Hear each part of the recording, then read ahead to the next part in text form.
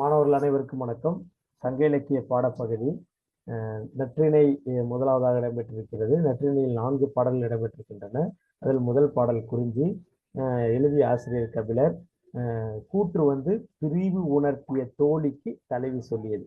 அதாவது தலைவன் பிரிந்து செல்கிறான் என்பதை தோழி அறிந்து கொண்டு அந்த செய்தியை தலைவி கிட்ட சொல்றா. அதுக்கு தலைவி இல்ல இல்ல, என் தலைவன் பிரிந்து போக மாட்டான் என்பதை தோழிக்கு எடுத்து சொல்றான். அதுக்கு தலைவன் எந்த மாதிரி, என்னுடைய தலைவன் எப்படியாப்பட்டவன், என் தலைவனுடைய நட்பு எப்படியாப்பட்டது அப்படிங்கிறத எடுத்து தோழிக்கு புரிய வைக்கிறான். அதுக்கு என்ன சொல்றான்னா, என் தலைவன், என்னுடைய காதலன் சொன்ன சொல்லிலிருந்து மாறாதவர், எப்பொழுதும் இனிமையுடையவர், என் தோளை பிரிய வேண்டும் என்று மனதில் எண்ணாதவர். ஏன் அப்படின்னா, எங்களுடைய நட்பு தாமரை தாதுவிலிருந்து எடுக்கப்பட்ட சிறிய சிறிய தேன்கள், தேன் துளிகள் கொஞ்சம் கொஞ்சமாக சேகரிக்கப்பட்டு சந்தன மரத்தினுடைய உச்சியில் கொண்டு வைக்கப்பட்ட தேன் அடையை போன்றது எங்களுடைய நட்பு அப்படின்னு சொல்றாங்க. சொல்லிட்டு கூடுதலா இன்னொரு செய்தியை சொல்றாங்க. என்னன்னா,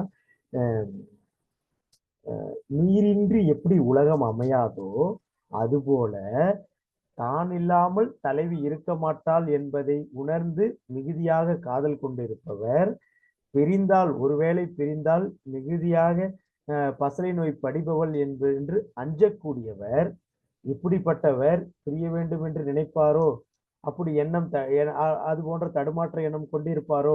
நிச்சயமாக கிடையாது என்பதை பதிலாக தோழிக்கு உரைக்கிறாள். 2வது பாடலுக்கு போலாமா?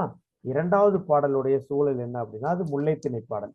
முல்லைத்திணை பாடல்னா எப்பொழுதுமே தலைவி காத்திருப்பா, தலைவன் வரக்கூடியதாக இருக்கும். அவன் போர் நிமித்தமாக பிரிந்து சென்று வருவதாக இருக்கலாம், அல்லது பொருள் நிமித்தமாக பிரிந்து சென்று விட்டு வருவதாக இருக்கலாம். சரிங்களா? அப்ப வரும்போது எப்பயுமே தேர்ல தான் வருவான். அப்ப தேர்ல வரும்போது தேர்ப்பாகன் தேரை ஓட்டுவான், அந்த தேர்ப்பாகன்கிட்ட பேசுவதாக இருக்கும். எப்பொழுதுமே கார் காலத்துலதான் தலைவி, அந்த அந்த காலத்துல காலங்கள் தான் முக்கியம்.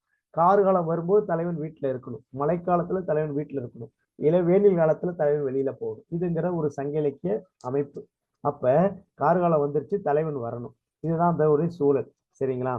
அதுக்கு என்ன கூற்றுனா, ஆசிரியர் மருத நில நாகனார் வினைமுற்றி மீள்வான் தேர்ப்பாகனுக்கு சொல்லுது. அதாவது போரின் கண் வினைக்கு சென்றவன், போருக்கு சென்றவன் அதை முடிந்து மீண்டு வரும்போது தேர்ப்பாகனிடம் சில செய்திகளை சொல்றான். என்ன செய்திகளை சொல்றான்னு பார்க்கலாமா?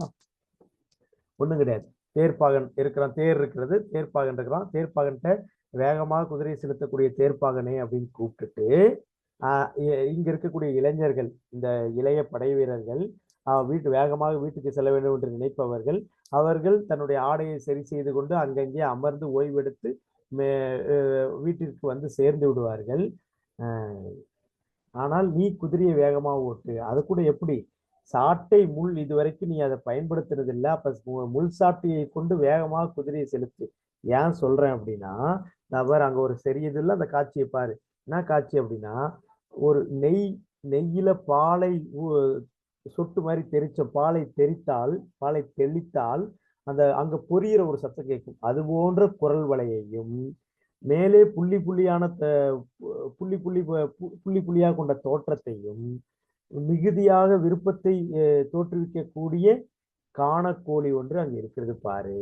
அந்த காணக்கோழி அல்லது காட்டுக்கோழி அல்லது காணக்கோழி, அந்த காணக்கோழி இப்பொழுதுதான் மழை பெய்ந்து ஓய்ந்திருக்கக்கூடிய அந்த ஈர மணலை தோண்டி அங்கிருக்கிற இரையை பிடித்து தன்னுடைய வாயில் கவ்விக்கொண்டு தன்னுடைய பெடைக்கு பெண் காணாங்கோழிக்கு ஊட்டுவதற்காக பெருமையோடு நிமிர்ந்து பார்க்கிறது பார் அந்த காட்சியை. இது எதுக்கு அவன் சொல்றான் அப்படின்னா, இதே போல கார்காலம் வந்து விட்டது. இதில் 2 செய்தி சொல்லப்படுது. கார்காலம் வந்து விட்டது, தலைவி அங்கே காத்திருப்பா, நான் போகணும். அதனால முள்சாட்டையை, வழக்கமாக பயன்படுத்தாத முள்சாட்டையை கொண்டு பயன்படுத்தி தேரை விரைவாக செலுத்து அப்படின்னு தேர்ப்பாகன்ட்ட சொல்றான். இதுதான் 2வது பாடல். 3வது பாடலை பார்த்தீங்க அப்படின்னா, 3வது பாடல் வெள்ளி வீதியாருடைய பாடல், மருதத்திணை. மருதத்திணைனா எப்பவுமே காதல் மிகுதியால பாடக்கூடிய பாட்டா இருக்கும். காமம் மிக்க கலிபடர் கிளவி அப்படின்னா, காமம் மிகுதியால, நம்ம தலைவனுடைய பிரிவுல காமம் மிகுதி ஆயிடுச்சு, அதன் வெளிப்பாடாக பாடக்கூடிய பாடல்.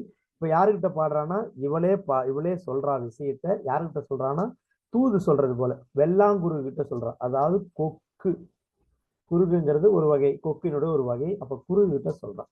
என்ன சொல்றான்னா, வெள்ளாங்குருகே வெள்ளாங்குருகே. அப்ப அந்த வெள்ளாங்குருகு பத்தி சொல்லணும்ல. சொல்றதுக்கு முன்னாடி அந்த வெள்ளாங்குருகு பத்தி சொல்றா, நீர்த்துறையில் துவைக்கப்பட்ட தூய ஆடையை போன்ற சிறகுகளை உடைய வெள்ளாங்குருகே, நீ தினமும் உன்னுடைய நாட்டுல இருந்து இந்த நாட்டுக்கு வந்து இங்க என்னுடைய நீர்நிலையில இருக்கக்கூடிய சினை கொண்ட கெளுத்தி மீனை உண்டு பிறகு நீ அங்கே செல்கிறாய். அப்படியே செல்லும் போது அந்த நாடு எப்படியாப்பட்டது, நீ செல்கிற நாடு எப்படியாப்பட்டது, அங்க இருக்கிற நீர்நிலை இதுவரைக்கும் பாய்கின்ற நாட்டுக்கு தலைவன். அந்த தலைவன்கிட்ட போய் என்னுடைய நான் உடல்லாம் மெலிந்து என் வலையெல்லாம் கலண்டு பசை நோய்க்கு ஆட்பட்டு துன்பப்படுகிறேன் அல்லவா, இந்த துன்பத்தை நீ இதுவரைக்கும் செப்பாமல் இருப்பது ஏன் அப்படின்னு கேள்வி கேட்டுட்டு, ஒருவேளை வந்து மிகுதியான அன்பு, நீ என் மீது கொண்ட அன்பு காரணத்தாலோ அல்லது பெரும் மறதி காரணத்தாலோ அப்படின்னு சொல்றான். அதாவது புரியுதா உங்களுக்கு? நீ போய் வந்து இங்க வந்து அங்க இருந்து இங்க வர, உன்னுடைய நாடு எப்படியாப்பட்டதுன்னா, அங்க இருக்கிற நீர்நிலை இங்கு வரைக்கும் பாயக்கூடிய நிலத்துக்கெல்லாம் சொந்தக்காரன் தலைவன், அவன் என்னுடைய தலைவன். இங்க வந்து இங்க இருக்கிற உணவை பிடிச்சி சாப்பிட்டுட்டு போற, அந்த நன்றி கடன் உனக்கு இருக்கணும்ல. அப்ப அந்த நன்றி கடன் இங்க இருந்து போய் என்னுடைய துன்பத்தை அவங்ககிட்ட சொல்லணும்ல. ஆனா இது வரைக்கும் சொல்லாம இருக்கிறியே, ஒருவேளை நீ ரொம்ப என் மீது அன்பு கொண்டிருக்கிறியா இல்ல மறந்துட்டியா, உண்மையிலேயே அன்பு கொண்டிருக்கியா இல்ல மறந்துட்டியா அப்படின்னு கேட்கிறான். சரியா? இதான் அந்த பாடல். மூன்றாவது பாடல் நெய்தல் திணைப்பாடல். நெய்தல் திணைப்பாடல் சூழல் என்ன அப்படின்னா, மோசி கண்ணத்தனார் அப்படிங்கிற ஆசிரியர் பாடி இருக்கிறாரு. பிரிவு உணர்த்தப்பட்ட தோழி தலைவருக்கு உணர்த்தியது.